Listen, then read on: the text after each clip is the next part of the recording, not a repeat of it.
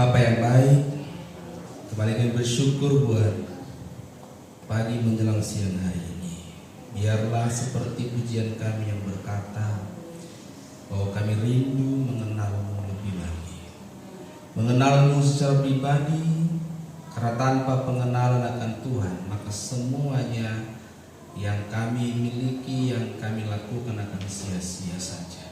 Bapa, sebentar kami mau mengenal Engkau lebih lagi melalui firman-Mu. Biarlah Engkau mengurapi setiap kami. Beri kami kehausan, kelaparan, supaya kami menjadikan firman menjadi kebutuhan utama kami di dalam pertumbuhan rohani kami, Bapa. Terima kasih Bapa yang baik. Urapi hamba-Mu, taruhkan perkataan. Biarlah Kau menyampaikan kebenaran-Mu melalui hati. Kami serahkan pemberitaan firman dalam tangan-Mu. Dalam nama Tuhan Yesus Kristus kami sudah berdoa dan bersyukur. Haleluya, bersama kita katakan amin. Kita berikan tepuk tangan. Silakan duduk.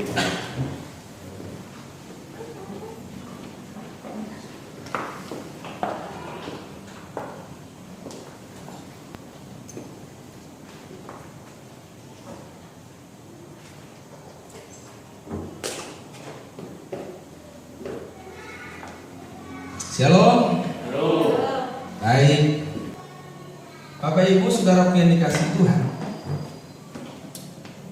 kita sudah hampir mau 2 tahun ya diliputi oleh COVID-19 ya. Kemarin saya sudah vaksin yang kedua kali, saudara. Kalau ada yang ketiga kali saya juga mau.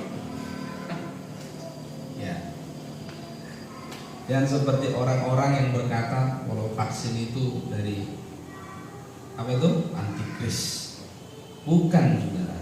Ya, memang ajaran sesat ini dari dulu, dari gereja mula-mula sudah ada, saudara. Jadi kalau kita lihat bagaimana perjuangan umat-umat Tuhan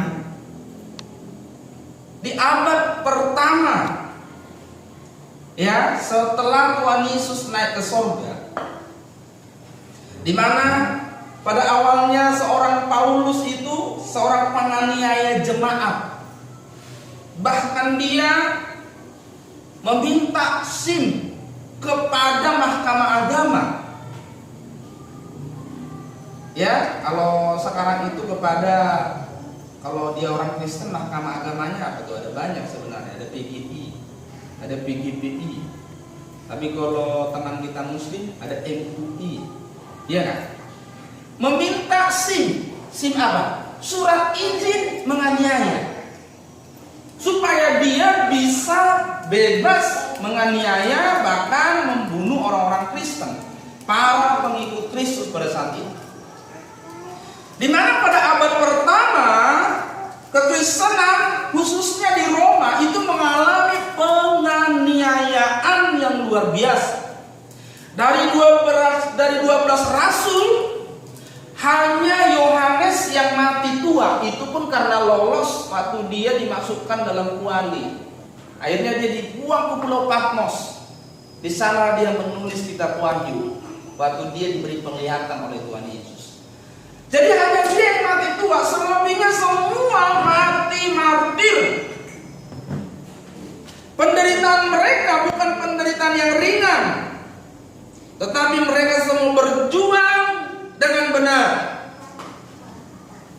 Paulus waktu dia dalam perjalanan mau menganiaya jemaat, lalu di tengah jalan waktu dia menuju tempat di mana dia mau menganiaya orang Kristen, di tengah jalan dia mengalami kejadian di mana dia melihat sinar dan matanya buta sampai 3 hari. Lalu dia berkata, "Siapa kamu?" "Tuhan." Tuh, dia udah tahu juga siapa kamu, Tuhan. Lalu Tuhan berkata, "Akulah Yesus yang kau aniaya." Itulah kisah pertobatan Paulus. Akhirnya dia menjadi rasul yang menulis paling banyak kitab di Perjanjian Baru. Perjanjian Baru kita itu ada 27 kitab. Di Perjanjian Baru dia menulis dari 27 14 kitab. Seorang Paulus. Apa yang dijelaskan Paulus? Injil yang diajarkan oleh Tuhan Yesus. Ya, Injil yang diajarkan oleh Tuhan Yesus dijelaskan oleh Paulus dengan sangat gamblang, dengan sangat baik, dengan sangat bagus, karena Paulus seorang anggota mahkamah agama di ahli Taurat, orang Farisi. Jadi dia orang yang sangat pintar. Makanya menjelaskan hubungan dari hukum Taurat kepada Kristus. Dia menjelaskan bahwa Kristuslah penggenapan dari hukum Taurat.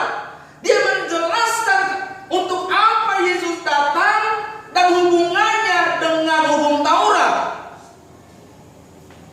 Makanya kalau kita baca surat Paulus, dari mulai dia mendirikan jemaat, dari mulai dia terus melayani sebagai rasul, itu menjadi dasar bagi orang-orang Kristen untuk mendirikan pelayanan-pelayanan.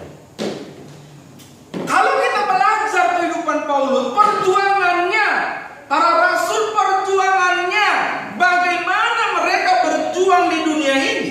Makanya saudara, Bapak Ibu yang dikasihi Tuhan, sebagai orang Kristen, kita harus memiliki perjuangan yang benar selama di dunia. Selama di dunia. Kenapa selama di dunia? Karena ada waktunya kita nggak di dunia. Kita harus memiliki perjuangan yang benar selama kita di dunia. Kita nggak boleh memiliki perjuangan yang sama dengan orang-orang dunia. Kalau orang dunia hari ini perjuangannya untuk apa? Supaya mereka bisa memiliki nama baik, nama yang besar, nama yang agung, nama yang terhormat. Mereka bisa tetap eksis semakin membesar di dunia ini. Mereka memiliki nama, mencari nama di dunia ini. Maka mereka tidak mempedulikan mau berkenan kepada Tuhan atau tidak. Yang penting mereka menjadi orang yang dikenal di dunia. Itulah perjuangan orang pada umumnya. Makanya semua potensi, semua kekuatan diarahkan bagaimana supaya mereka dianggap eksis, dianggap berhasil di dunia. Tapi perjuangan orang percaya bukan seperti itu. Perjuangan orang percaya bukan seperti itu. Perjuangan orang Kristen diawali dengan penyerahan seluruh hidup kepada Allah, di mana penyerahan ini harus diawali dengan meninggalkan segala apa yang kita miliki, melepaskan segala apa yang kita miliki. Itu dua hal yang bersamaan berjalan. Setelah itu baru perjuangan dimulai. Makanya waktu orang mau ikut Yesus, selalu Yesus menantang mereka untuk melepaskan dulu segala keterikatan mereka. Kamu terikat dengan apa? Kalau Petrus pada saat itu dengan teman-temannya terikat dengan pekerjaannya. Waktu mereka mau ikut Yesus, Yesus berkata, tinggalkan jalamu, tinggalkan perahumu, ikut saya. Pemungut cukai mau ikut Yesus, dia bilang apa? Tinggalkan meja cukaimu. Siapa lagi yang mau ikut Yesus? Tinggalkan. Maksudnya apa? Bahwa kamu tidak boleh terikat dulu. Lepaskan dulu segala ikatan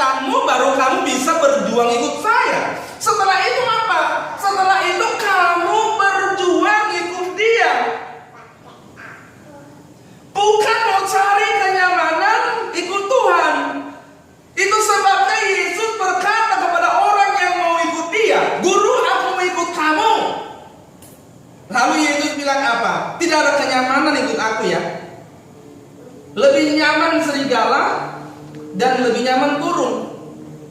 Kalau serigala masih punya liang, burung masih punya sarang, anak manusia, maksudnya saya tidak punya, di dalam saya tidak ada kenyamanan yang kau cari di dunia ini. Dan itu sudah ditunjukkan oleh Tuhan, sudah diizinkan oleh Tuhan Yesus, sudah ditunjukkan oleh Tuhan melalui umat Kristen, orang percaya pada abad mula-mula. Bagaimana kesenangan mereka secara fisik dirampas, bagaimana harta mereka secara fisik dirampas, tapi mereka terus berkobar-kobar, mereka terus semangat, bahkan itu menjadi kebahagiaan mereka. Paulus suatu tahu waktunya sudah tiba, saudaraku, akan mati, akan ditangkap di Roma. Karena pernyataan Roh Kudus, orang-orang melarang dia untuk kembali ke Roma. Supaya apa? Nanti kamu ditangkap dan mati. Tapi Paulus, saudaraku, dia tak gentar, dia berbahagia menghadapi. Ya, bahkan kita kenal ada beberapa surat Paulus yang ditulis dari penjara. Iya kan? Waktu dia di penjara dia masih menulis surat. Jadi Paulus itu di penjara, dalam penjara dia masih menulis surat. Surat apa, saudaraku? Surat yang menekankan kebahagiaan dalam Tuhan. Coba bayangin saja. Surat Filipi itu disebut surat kebahagiaan. Kenapa? Padahal Paulus menulis surat Filipi itu lagi dia di penjara. Lagi dia nggak enak hidupnya di penjara. Kalau di penjara zaman dulu nggak seperti penjara sekarang. Kalau sekarang tahanan politik itu kan, apalagi di zaman sekarang ini zaman demokrasi, wah nggak boleh disentuh, saudara. Iya kan? Wah melanggar HAM. Kalau dulu penjaranya lain. Dia masih menulis di penjara surat-surat yang menekankan bahwa berbahagialah dalam penderitaanmu. Tapi kalau hari ini orang Kristen, kalau udah menderita, boro-boro nulis surat. Iya enggak? Boro-boro ingat kebenaran, saudara. Paulus masih menulis surat, beberapa surat, termasuk surat Filipi, waktu dia di penjara.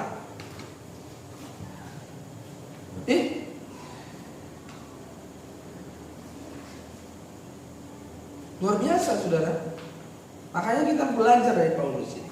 Kalau kita mau membangun dasar-dasar pelayanan, kita belajar dari surat-surat Paulus. Dia katakan apa lagi? Sehati sepikirlah kamu, ya. Jangan ada perselisihan, jangan ada perpecahan. Benar gak itu surat-surat Paulus ya? Karena kalau sudah ada perselisihan pasti pecah. Kalau sudah tidak satu pasti pecah. Iya, saudara. Jadi kita belajar. Makanya kita terus supaya memiliki perjuangan yang benar. Dan perjuangan itu mudah apa enggak? Enggak ada orang berjuang itu lalu mudah. Kalau hidup ini mudah, nggak perlu berjuang. Kalau ikut Tuhan itu mudah, nggak perlu berjuang. Ya? Tidak perlu berjuang. Kalau hanya sekedar kita berliturgi, datang seperti ini, orang dunia perjuangannya lebih dari situ untuk mendapatkan sesuatu. Benar kan? Saya mau kasih tahu, saudara kita 5 kali sehari. Kalau cuma mau ngumpul dan datang kumpul, benar nggak? Kita sekali seminggu. Lebih capek mana? Kalau itu esensinya, bukan itu. Makanya kita harus memahami Lukas 13 ayat 22 sampai 24 berkata begini. Lukas 13 ayat 22 sampai 24.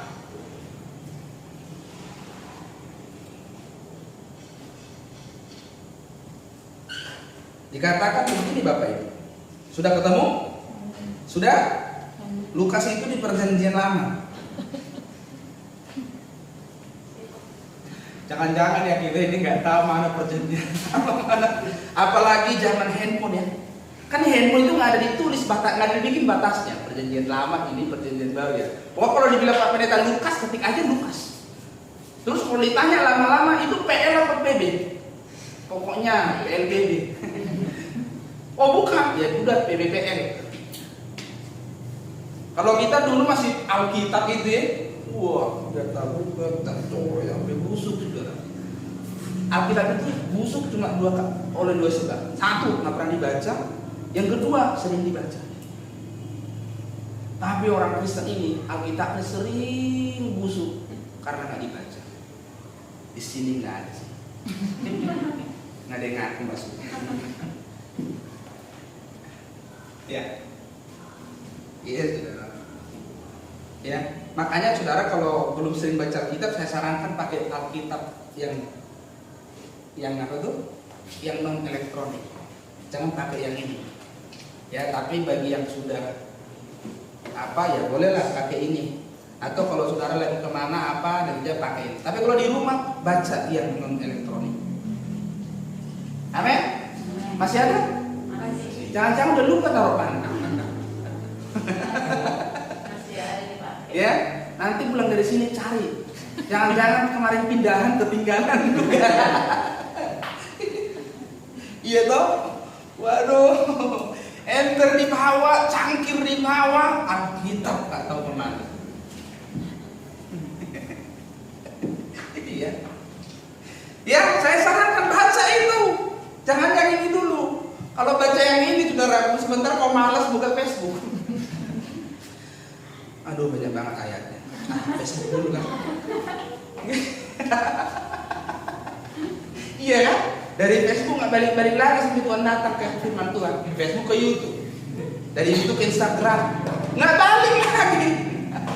Besok lagi baca satu ayat. Pengennya kan dia mau baca 3 pasal.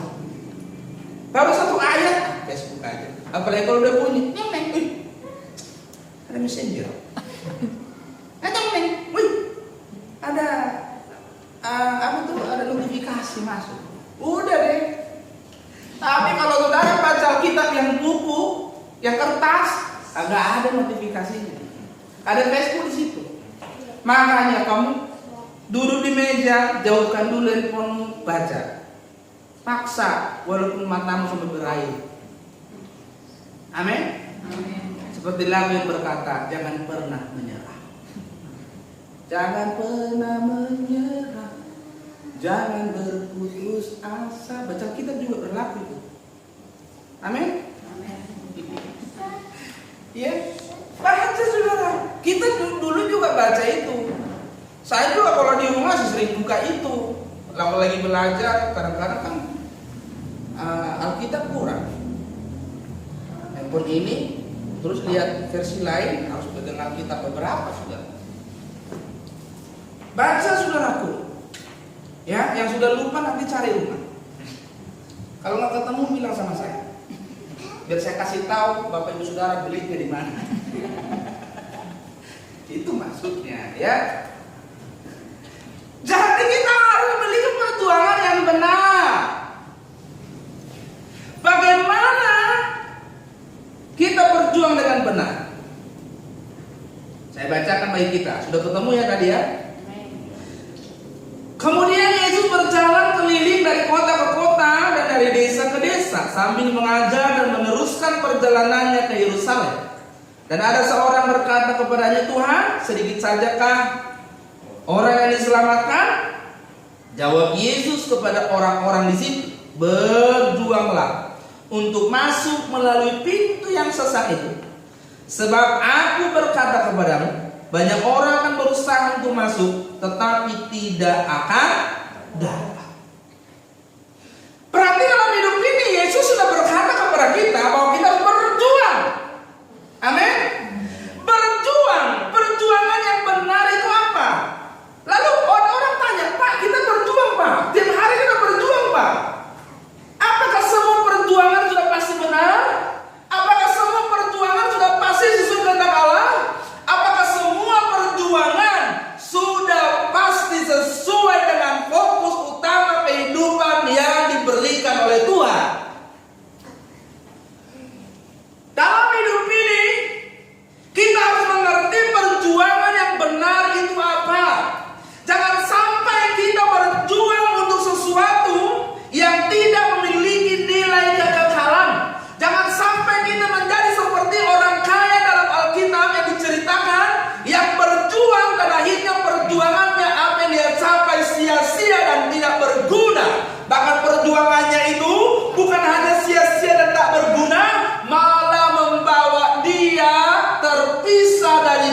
selamanya.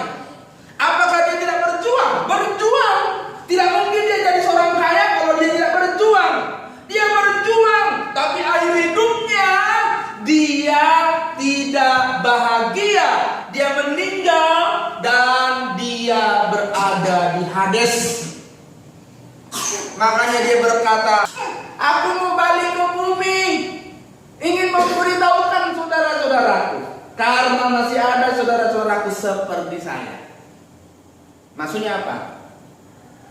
Masih ada saudara-saudaraku kayak saya ini, perjuangannya itu nggak benar. Berjuang sama seperti saya, supaya mereka nggak seperti saya. Lalu Tuhan bilang apa? Tidak bisa kamu balik ke bumi.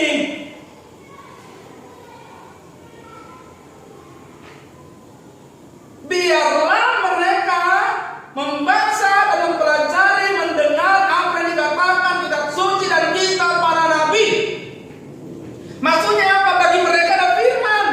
Kalau mereka mau tunduk, mereka bisa berjuang dan benar-benar tidak seperti kami.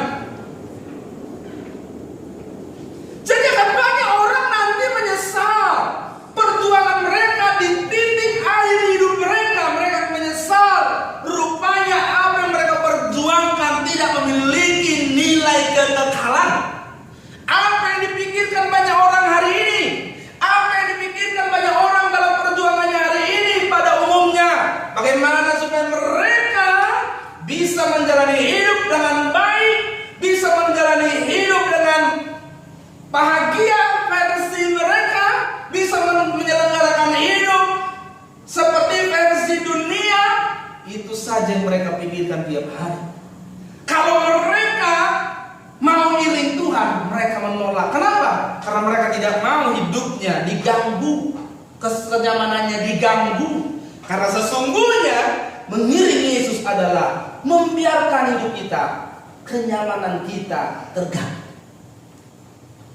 Bagaimana tidak terganggu? Kita nggak berhak atas diri kita, tapi Tuhan. Bagaimana tidak terganggu? Kita tidak boleh memiliki apapun yang kita punya, tapi milik Tuhan. Apa nggak terganggu? Bagaimana nggak terganggu? Hidup kita sepenuhnya dikendalikan Tuhan, tidak lagi kita. Apa nggak terganggu? Bagaimana tidak terganggu? Kita tidak memiliki hak lagi atas diri kita, tapi Tuhan sendiri yang memiliki hak. Jadi saya mau kasih tahu Bapak ini, perjuangan yang benar itu cuma ada 3 hal. Yang pertama, berjuanglah untuk memiliki kesucian hidup. Amin. Berjuanglah untuk memiliki kesucian hidup. Jadi semua yang kita alami ini tujuannya harus diarahkan supaya hidup saya suci. Kita harus berubah, semakin berubah dari perkataan, dari karakter yang diawali dari hati kita. Hati kita ini tidak ada yang tahu. Yang paling dalamnya nggak ada yang tahu, tapi bisa terlihat dari buah-buah hidupmu yang kelihatan di luar. Makanya jangan berkata begini, Pak, di luarnya saja aku kasar, di dalamnya aku lembut. Kalau di luar mau kasar, dalam itu kasar. Amin. Ya, jangan bilang seperti orang Batak bilang, ya begitulah Pak orang Batak, seperti durian. Di luar bergerigi, di dalam busuk. Kelamaan gak dimakan. Enggak. Kenapa? Apa yang keluar berasal dari hati. Jadi yang keluar itu dari dalam. Kau tahan-tahan pun gak lama itu. Amin. Makanya saudaraku, kalau ada istri yang nyimpen sakit hati, nyimpen dendam, nyimpen amarah sama suami, disimpan. Kalau lihat suami senyum tapi dibikin-bikin, ya kan? Depan orang senyum dibikin-bikin, nanti tiba-tiba dia sesak napas, langsung mati. Kenapa? Disimpan-simpan lama, meledak saudara. Ya? Tapi ada orang lagi yang berkata begini, makanya aku nggak tahu nyimpan aku, makanya aku ngomong aja. Nah kau nggak tahu diri juga mau punya hidup. Belajar. Kalau perkataanmu menimbulkan malapetaka, jangan ngomong, tahan. Amin. Terus ngomongnya di mana Pak? Nyebur kau ke laut, ngomong di dalam laut, biar nggak ada yang dengar. Ya nggak? Nggak ada laut Pak, kamar mandi isi baknya penuh, cemplungin kepala. Bagi lagi, ada lagi. Ya tak? Ya nggak? Daripada kau sekali ngomong 5 RT kumpul. Iya, iya kan? Iya. Nah, ini mau bagi-bagi sembako. Ini gara-gara siapa itu? Siapa itu? Emang kenapa? Suaranya itu rak piring saya sampai jatuh. Iya. Kesucian hidup. Jadi kita mengalami persoalan itu kesucian hidup. Kesucian hidup itu apa? Karakter yang dimiliki oleh Tuhan Yesus. Makanya dalam 1 Petrus 1:15 dikatakan begini. Ayatnya ke-15, tetapi hendaklah kamu menjadi kudus di dalam seluruh hidupmu, sama seperti Dia yang kudus yang telah memanggil kamu. 1 Petrus 1 ayat 15 sampai dengan yang 16. Tetapi hendaklah kamu menjadi kudus di mana? Dalam seluruh, sebagian apa seluruh? Pak, ini bisa nggak Pak? Ya tapi masalahnya Tuhan udah keburu ngomong. Hendaklah kamu kudus dalam seluruh hidupmu, sama seperti siapa?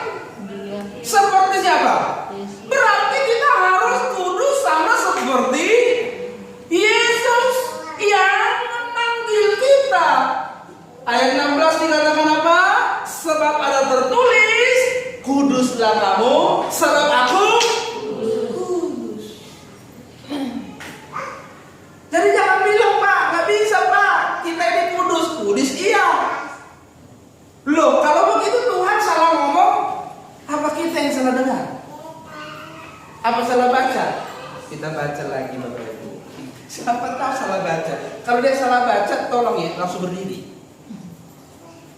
Ya, Pak, di Alkitab saya Pak hurufnya nggak begitu Pak. Dikatakan begini, hendaklah, kita baca deh sama-sama deh. Nanti jangan saya doang baca, kalau Bapak Ibu kelewat. 1, 2, 3, ya. Hendaklah kamu menjadi kudus di dalam seluruh hidupmu, sama seperti Dia yang kudus yang telah memanggil kamu. Ayat 16, sebab ada tertulis, kuduslah kamu sebab aku kudus. Amin. Hari ini kita udah kudus belum? Belum. Maka perjuangan kita harus mengarah ke sana. Kenapa? Karena kekudusan akan membawamu kepada hidup yang kekal. Saya mau kasih tahu, mobil itu cuma bawa kamu sampai kekuatannya. Kalau dia punya bensin 20 liter, ya 20 liter dia berhenti. Ya nggak? Uangmu sampai mentok, sampai habis uangmu, akan membawamu sampai mentok di satu titik dan tidak bisa buat apa-apa lagi. Tapi kesucian hidup akan membawamu ke kekekalan. Jadi tidak ada gunanya orang berjuang mendapatkan apapun kalau dia lupa berjuang untuk memiliki kesucian hidup.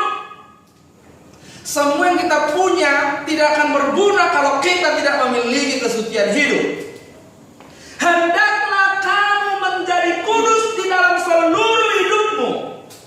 Ini perjuangan yang berat. Jangan bilang ini mudah. Ini perjuangan yang berat.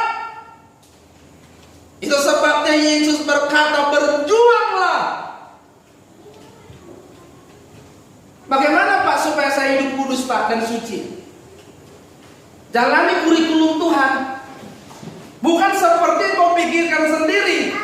Kurikulum Tuhan itu dia mengizinkan segala keadaan untuk mendatangkan kebaikan. Jadi semua keadaanmu harus mencetak manusia yang semakin suci dalam hidup.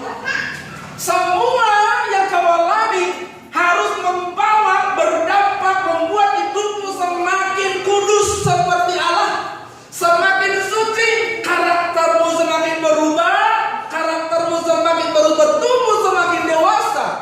Kesucian hidup dibangun melalui perjuangan atas segala hal yang kita alami dalam kehidupan ini. Itu sebabnya Bapak Ibu, Kalau kau punya masalah, itu harus membuat hidupmu semakin suci. Amin. Kalau orang bilang kamu jelek, nggak apa-apa. Kalimat itu harus membuatmu semakin suci. Kamu nggak tahu diri, nggak apa-apa. Kalimat itu harus membuatmu semakin suci. Kalau kamu dilukai, dulu balas, sekarang jangan. Ampuni. Kalau kamu disakiti, dulu balas, sakit hati, sekarang jangan. Ampuni. Berarti keadaan itu membuat hidupmu semakin suci.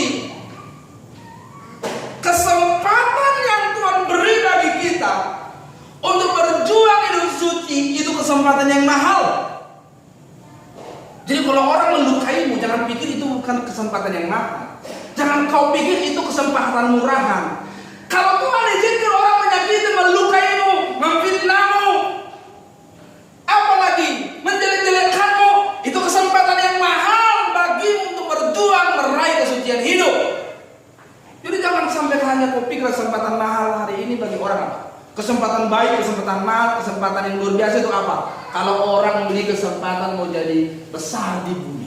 Tapi kesempatan yang Tuhan beri untuk memiliki kesucian hidup dianggap tidak berharga. Apa yang Tuhan maksud dalam hidup kita kalau bukan kesucian hidup kita dilukai, kita disakiti? Ya nggak? Ngomong salah, nggak ngomong salah? Ya nggak? Bertindak salah, nggak bertindak salah? Diam aja, diomongin, apalagi ngomong. Bener nggak? Bener aja, tetap salah, apalagi salah.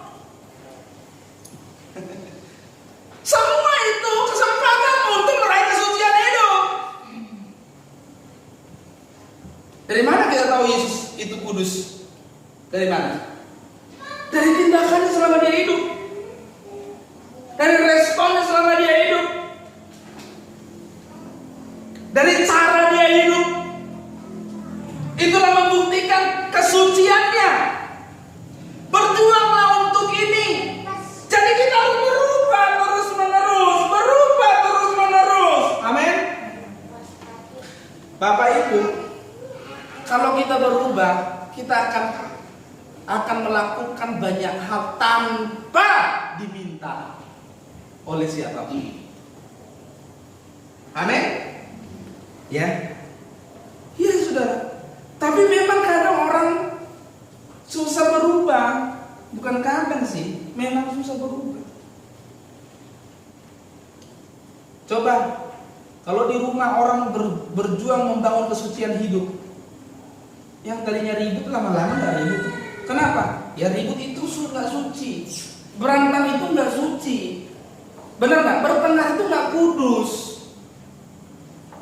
Kan kita harus kudus seperti Allah, harus memiliki kesucian hidup. Bertengkar itu nggak kudus, nggak suci. Kalau tahu kita bertengkar, ribut, saling menyakiti, melukai, nggak kudus, nggak suci, berarti kita harus berjuang untuk tidak melakukannya. Jadi kalau orang berjuang untuk hidup suci, satu demi satu persoalannya akan selesai sampai Tuhan Yesus datang. Tidak pasti dia berkenan seperti yang Tuhan kehendaki. Jangan mengulang-ulang kesalahan kemarin gara-gara begini, akibatnya begitu. Kalau itu salah jangan ulang, belajar untuk tidak mengulang-ulangi lagi. Kemarin sudah terjadi, tidak apa-apa, bangkit, jatuh bangkit. Tapi firman Tuhan berkata, keledai binatang yang paling apa? Paling apa? Dalam kitab dikatakan keledai binatang yang bodoh. Tuhan bilang apa? Diceritakan, kalau hari ini dia jalan nginjak lubang jatuh, jatuh di situ, besok dia lewat, dia tidak akan menginjak lubang yang sama lagi. Itu keledai binatang yang bodoh, kata Tuhan. Jadi kalau ada orang bolak-balik saja kejebur aja, apalagi nyeburnya sengaja. Pura-pura lompat, dia lihat orang dia mau menghindar. Tahu-tahu pas dia nyebur di situ. Nyebur lagi Pak, gitu. Besoknya lewat lagi, pura-pura lompat. Ya udah besok nggak usah lewat situ. Cari jalan Jika kau sama tanganmu, tangan kananmu atau tangan kirimu, kamu berdosa, penggal, potong dua. Lebih baik kau masuk surga dengan tangan buntung daripada tangan utuh ke neraka. Maksudnya apa? Kalau sesuatu membawamu jauh dari Tuhan, buang. Amin. Buang, karena itu kesia-siaan. Apalagi kamu berjuang di situ, jangan.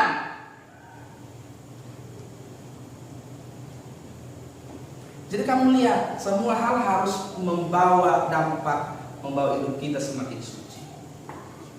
Amin. Ya.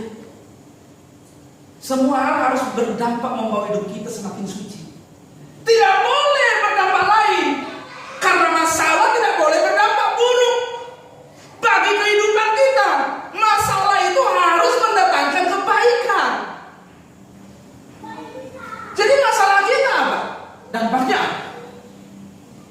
Baik apa buruk? Kalau kamu dilukai, disakiti, itu masalah bukan? Masalah, dampaknya apa? Baik apa buruk? Kalau kamu yang persoalan lain, dampaknya apa? Baik apa buruk? Jadi kita tidak boleh mengarahkan persoalan di luar hal ini. Yang kedua, saudaraku, perjuangan yang kedua yang benar itu adalah tanggung jawab. Jangan jadi orang Kristen yang melalaikan tanggung jawab. Tanggung jawab itu apa? Melakukan bagian kita. Kita harus menjadi Kristen yang dewasa yang melakukan bagian kita.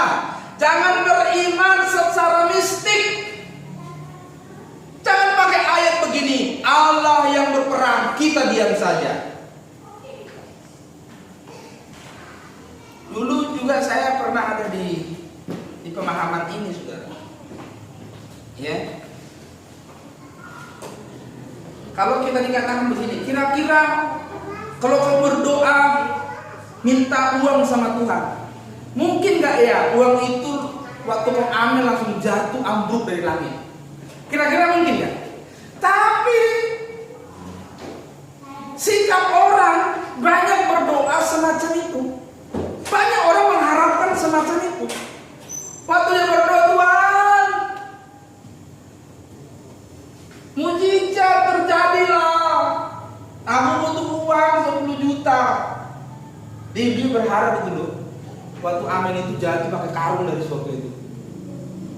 Terus nangkring di genteng rumahnya. Iya kan? Banyak yang begitu. Meminta Tuhan melakukan bagiannya, tapi dia nggak lakukan bagiannya. Tanggung jawab itu apa? Bagian kita, iman harus disertai perbuatan. Yakobus 2 ayat 26. Artinya iman itu tidak boleh secara mistik, nggak boleh mistis. Iman itu harus disertai perbuatan. Ya. Tapi banyak orang, saudara, karena begini, surat Paulus kan di Roma. Surat Paulus Roma bilang begini, kamu diselamatkan oleh karena iman, bukan hasil usaha, bukan perbuatan. Benar nggak? Itu kitab Roma mencatat begitu. Lalu saudara Tuhan Yesus Yakobus tahu nggak siapa yang menulis surat Yakobus? Siapa Yakobus? Yakobus yang menulis surat Yakobus itu kan ada Yakobus saudaranya Tuhan Yesus kan? Kan Yesus itu dikandung, mamanya siapa? Maria kan? Tapi dia dikandung oleh Roh Kudus. Setelah Yesus lahir kan Maria dan Yusuf menikah secara sah kan? Lalu lahirlah anaknya yang bernama Yakobus. Jadi anak bukan dari Roh Kudus, yang dari Roh Kudus itu Tuhan Yesus, inkarnasi dari Allah. Lalu setelah itu mereka menikah secara sah, lalu lahirlah Yakobus yang disebut dalam Alkitab Yakobus saudara Yesus. Itulah yang menulis surat Yakobus. Dikatakan apa? Iman tanpa perbuatan mati, benar nggak? Harapannya orang kalau nggak paham, Roma bilang bukan karena iman. Yakobus bilang dengan harus iman itu harus perbuatan. Mana yang betul? Yang betul yang mana? Yang betul dua-duanya. Benar kan? Iman dan perbuatan. Iman itu harus dibuktikan melalui perbuatan. Jadi orang beriman bertanggung jawab, melakukan bagiannya. Amin. Kita harus melakukan bagian kita. Jangan sampai orang yang tidak kenal Tuhan lebih berjuang daripada kita. Ya. Makanya kita harus melakukan bagian kita, tapi harus tahu bagian-bagian mana yang harus kita lakukan. Ya enggak? Iya. Kalau kita sudah maksimal melakukan bagian kita, sudah. Sepertinya belum ada hasil, tidak apa-apa. Tapi Tuhan pasti memelihara orang yang melakukan bagiannya. Amin. Tidak mungkin tidak memelihara orang melakukan bagiannya. Minimal dia bisa menjalani hidup sampai umurnya habis. Minimal dia bisa menjalani hidup sampai umurnya habis. Mungkin dia tidak kaya, mungkin dia tidak berkelimpahan, tapi minimal dia bisa menyambung hidup dari sehari ke sehari, dari sehari ke sehari, dari sehari ke sehari sampai waktunya habis. Mungkin dia tidak punya perbekalan yang cukup 2 tahun ke depan. Dia hanya punya modal Senin Kamis, di siang di habis. Tapi setiap hari terus berlanjut sampai umurnya selesai. Orang yang bertanggung jawab pasti Tuhan pelihara. Orang melakukan bagiannya pasti Tuhan pelihara. Dengan caranya, tentunya dengan cara Tuhan yang berbeda dalam memelihara yang lain. Pemeliharaan Tuhan terhadap setiap individu tidak sama, pasti berbeda. Kita lakukan tanggung jawab kita sebagai suami, lakukan tanggung jawab. Tanggung jawabnya apa? Tanggung jawab suami itu apa? Memimpin keluarga mendatang kepada Tuhan. Melalui semua yang kau punya, semua harus membawa orang keluargamu semakin mengenal Tuhan. Ya, makanya bapak-bapak, jangan memperkenalkan kemewahan dunia kepada keluarga. Dari sejak sekarang perkenalkan. Kadang-kadang ya kalau saya lihat anak saya, Feby kan udah mulai centil gitu, udah mulai tahu banyak hal, ngomong udah mulai ngomong barang-barang mewah, HP udah ngomong iPhone HP tuh yang harganya keren 35 juta, sudah mulai ngomong barang-barang begitu. Karena mungkin dia lihat teman cerita, dia lihat orang. Kita harus mulai ingatkan, nah harta kita tidak. Kalau suatu saat kamu punya itu, bukan itu nilai hidup kita. Kita berjuang bukan untuk itu. Mulai perkenalkan Bapak Ibu. Jangan memperkenalkan keindahan kemegahan dunia yang diperkenalkan oleh iblis dulu kepada Tuhan Yesus. Kamu lihat dunia dan kemegahan ini, katanya sama Tuhan Yesus, aku akan memberi itu kepadamu jika kau sujud menyembah. Saudaraku, saya kasih tahu, tipuan yang paling banyak menipu orang percaya hari ini adalah kenyamanan hidup yang ditawarkan oleh setan. Kenapa? Karena orang pikir itu dari Tuhan.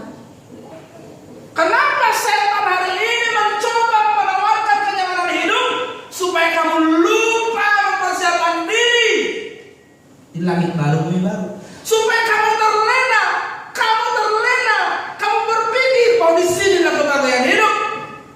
Makanya setan dari dulu, dari awal dia pun Tuhan Yesus dicobai, dia menawarkan kenyamanan hidup, kemegahan dunia. Kenapa? Karena kemegahan dunia, kenyamanan hidup, fasilitas dunia bisa membuat orang lupa bahwa dunia ini akan berakhir dan lupa mempersiapkan diri kepada kehidupan yang kekal. Makanya hati-hati Bu. Makanya saya selalu bilang, hati-hati Pak. Selalu saya bilang begini, sekalipun kau punya banyak, kau tidak boleh merasa nyaman. Karena kepunyaan yang banyak itu harus menggugah dirimu untuk menggunakan semuanya kepada Tuhan. Tidak boleh. Kita lakukan tanggung jawab kita. Bapak Ibu, tanpa takut dan tanpa gentar, kita punya Tuhan, kita berjalan saja di jalan yang Dia izinkan kita lalui dan dalam situasi apapun yang Dia izinkan. Amin. Saudara pikir Bapak Ibu Saudara, ini udah bulan berapa ya? Hah? Bulan 9. Bulan 9 kan? Bulan 8. Lalu beberapa bulan lagi sudah bulan Desember. Ya. Biasanya bulan Desember itu orang apa ya? Jalan, terus beli baju baru, ya beli apa lagi? Kalau Pak Pendeta beli dasi baru, sepatu baru, apa lagi? Iya kan? Apa? Ulungkam, ya ulungkam. Ya. Terus apa lagi? Perayaan. Terus apa lagi saudara? Akhir tahun biasanya orang bikin acara apa tuh? Maaf-maafan. Maafkan lagi. Sudah banyak dosaku. Terus yang dengarin ini guru tapau. Saya belum pernah ada cerita. Ini cerita sungguhan. Ini ceritanya kisahnya.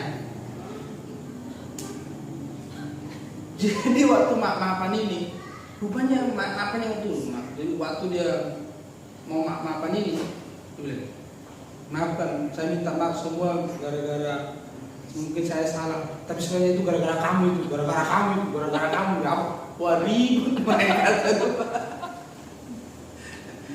Nggak jadi maaf-maaf. Akhirnya mereka tanggal 1-nya itu ngomong. Tapi tradisi orang Kristen ya, nggak tahu itu dari tradisi ya. Saya sebenarnya nggak ingin menjadikan ini tradisi. Kalau minta maaf itu setiap hari salah harus minta maaf, amin. Nggak usah kumpulin sekali setahun, kebanyakan. Lalu seolah-olah kalau sekali setahun itu mantap maafnya resmi gitu loh, diterima Tuhan. Nggak juga kalau nggak niat bertobat, amin. Yang baik itu, yang benar itu apa? Kamu salah saat itu, minta maaf. Aku udah salah, perbaiki. Jangan gengsi, amin. Iya, jangan loh udah dikumpulin sekali setahun ya. Sekali setahun. Udah itu nanti ngomongnya itu dia saja 2 jam. Saking banyaknya yang dia. Sampai di pojok sana.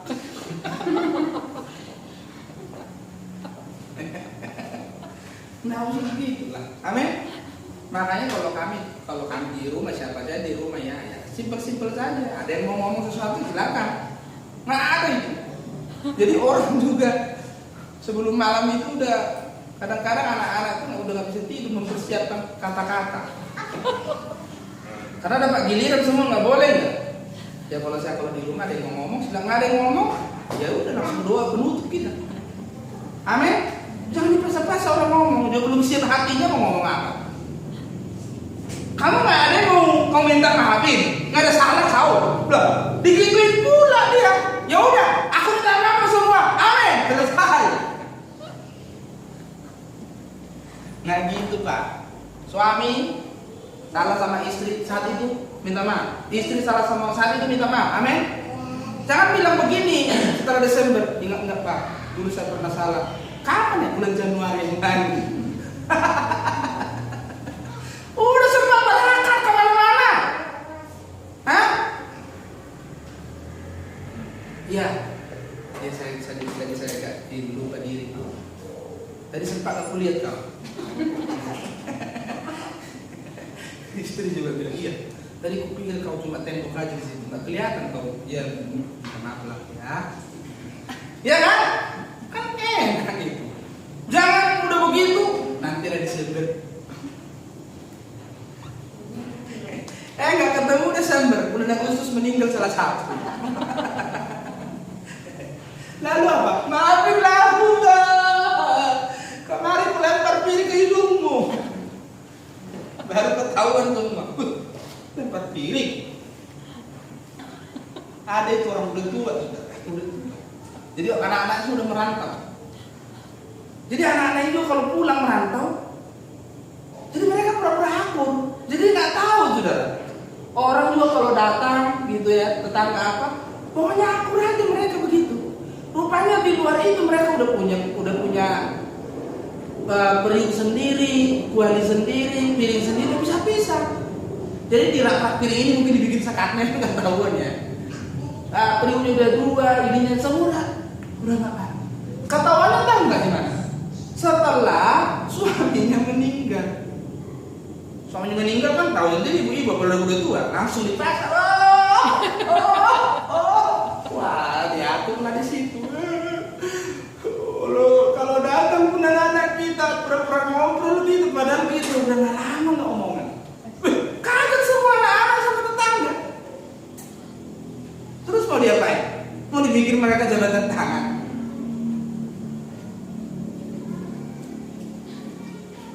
Jangan sampai pula lah kita begitu, amin. Amin. Makanya Bapak Ibu ya, apalagi suami istri ini, kalau ada masalah itu kan biasanya omongan. Amin. Jangan betah cuma omongan 5 bulan, 3 tahun setengah. Udah. Makanya kita harus dewasa memecahkan persoalan, memecahkan perbedaan-perbedaan itu. Kita harus dewasanya jangan marah, jangan emosi. Itu menimbulkan luka dan kekecewaan. Harus cepat-cepat. Balik artinya, dia kan istriku belahan jiwaku, iya kan? Dia kan suamiku belahan jiwaku. Ya enggak? Tuh, jangan sama istrinya dia, istri orang. Mau kemana bu? Iya enggak? Iya. Lakukan tanggung jawab, amin. Bertanggung jawablah. Yuk kita berjuang sama-sama. Kadang-kadang keadaan itu mendorong kita. Oh harus buat ini, oh harus buat ini. Ya. Terus apa lagi? Langit baru, bumi baru. Berjuang untuk kehidupan kekal. Semua yang kita lakukan harus bertujuan bermuara pada kehidupan yang akan datang. Bukan untuk hari ini. Kehidupan yang sebenarnya bukan di sini, tapi nanti. Kita harus paham itu. Sungguh-sungguh harus paham. Itulah yang dijelaskan oleh Injil dan juga Paulus dalam surat-suratnya. Itulah yang dijelaskan oleh Tuhan Yesus. Berjuanglah melalui jalan yang sesak itu. Untuk apa? Mau kemana berjuangnya? Bukan untuk di sini, tapi untuk kehidupan yang kekal. Itu sebab firman Tuhan berkata, pikirkanlah perkara-perkara yang di atas, bukan di bumi. Perkara yang di atas itu apa? Kesucian hidup, kekudusan hidup, karakter yang diubahkan melalui segala keadaan yang kita alami. Dan Yesus juga berkata, kumpul hartamu di surga bukan di bumi. Di bumi ngengat dan karat merusaknya. Artinya apa? Harta di bumi itu ada batasnya. Harta di bumi itu tidak kekal. Tapi harta di surga akan terpelihara sampai selama-lamanya. Ini juga akibat kesalahan banyak orang. Dia pikir nanti di surga itu ngapain? Di surga itu ngapain sih Pak? Masih ada duit gak di surga? Masih ada. Makanya kalau di dunia mata duitan gak bisa masuk surga. Kan gak boleh yang mata duitan masuk surga. Uang masih ada gak di surga? Ada. Transaksi masih ada gak? Ada. Inilah akibat pengajaran-pengajaran yang gak benar. Dikatakan di surga itu nanti orang percaya ngapain Pak? Memuji Tuhan 24 jam. Terus memujinya gimana? Keliling tahta 24 jam terus siang dan malam. Gak pernah tidur Pak? Enggak. Terus pakaiannya pakai baju putih. Bosan banget lah di surga begini terus keliling tahta. Gak bisa, gak bosan gak kalau di surga begini? Saudara lihat saya gak perlu 1 hari. 5 menit saja saudara sudah bosan, sudah pusing lihat saya. Jadi kali ini kita bilang, ayo mengelilingi tahta. takhta, memakai baju putih, kain lenan dan halus, bermahkota semuanya. Jadi orang dipikir di surga itu, oh Tuhan, udah kayak memuja apa?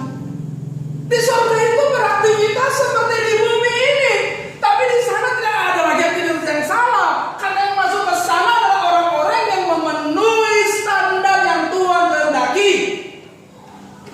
Di surga itu tidak bekerja malah bertanggung jawab. Makanya kalau orang belajar bertanggung jawab dengan benar di bumi, itu sampai di kekekalan. Di surga itu kita beraktivitas. Kalau di sini tidak ada yang membahagiakan, di surga kita benar-benar bahagia melakukan segala sesuatu. Lalu di surga nanti gimana, Pak? Kalau istri saya meninggal, suami saya meninggal, kata siapa yang dulu meninggal? Ketemu nggak, Pak? Ketemu di surga. Anak-anak saya gimana, Pak? Kalau masuk surga gimana? Ketemu di surga. Terus di surga jadi apa, Pak? Jadi keluarga, Pak? Jadi keluarga lagi di surga. Serumah lagi di surga. Amin. Jadi nggak mungkin di surga. Siapa ya? Hai Nona. Siapa ya? Padahal itu istrimu ketemu lagi. Makanya saya punya pemahaman begini. Kalau seandainya seorang laki-laki istrinya meninggal, gak usah nikah deh. Udah bertahan saja terus, nanti ketemu di surga dengan istrimu yang itu. Ya? Suamiku sudah datang. Inilah hidup yang sebenarnya. Di bumi kita menderita dulu, Pak. Aduh, rupanya kamu berubah juga ya setelah saya tinggal beberapa lama ya. Buktinya apa? Kamu masuk surga. Kalau dulu lihat kelakuanmu, kamu nggak masuk surga. Lu pasti aku tinggal kau berjuang udah benar ya kau berjuangnya. Masuk surga kau ya. Itu rumah kita, Pak. Yang disediakan oleh Tuhan Yesus. Ini di surga itu. Makanya di bumi kita belajar nggak suka ribut, nggak suka nipu, nggak suka bohong. Kenapa? Di surga nggak ada karakter itu. Amin. Sudah tahu nggak? Jagat yang harus dipenuhi pada akhirnya bukan cuma bumi ini, jagat raya. Jagat raya. Yang triliunan planet seperti bumi ini.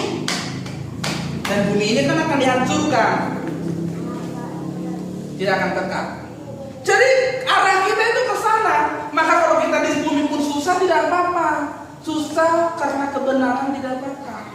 Kehilangan kesenangan karena Tuhan tidak apa-apa. Kehilangan kebahagiaan karena Tuhan tidak apa-apa. Kita justru bahagia karena kita mengerti harta kita bukan di sini, tapi di kekekalan.